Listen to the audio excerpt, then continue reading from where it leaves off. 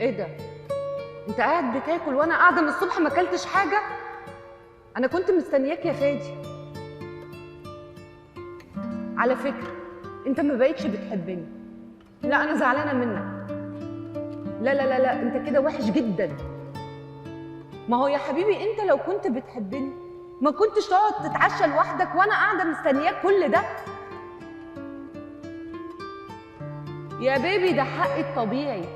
ده بدل ما تيجي تقعد معايا زي اي اتنين لسه في شهر العسل بتاعهم. شهر عسل ايه ده؟ انا حتى ما حصلتش شهر البصل اللي انا فيه ده. اختي لما كانت في شهر العسل بتاعها قعدت شهر بحاله في شرم الشيخ. خلاص ماشي، ما علينا. عملت ايه في شغلك؟ طب يا فيدو عايزه اطلب منك طلب بليز. وحياتي عندك يا حبيبي ما تسيبني قاعده لوحدي كتير. اجبر بخاطر الله لا يسيئك. ماشي.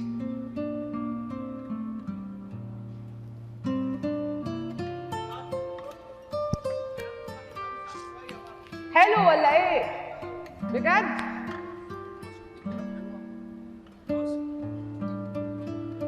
حلو يا عمرو.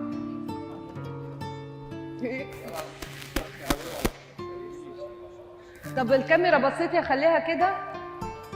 بصه كده ولا في المطلق؟ استاذ حاتم البصه كده ولا في المطلق؟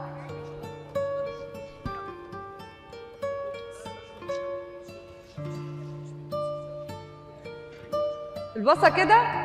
اه.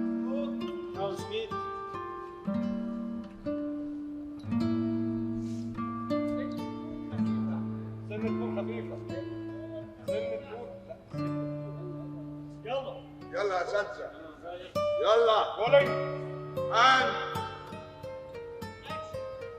ايه ده يا حبيبي؟ انت قاعد بتتعشى وانا ما اكلتش حاجه من الصبح؟ انا قاعده كل ده مستنياك يا فادي. لا لا لا، على فكره انت وحش جدا. انا فعلا زعلانه منك.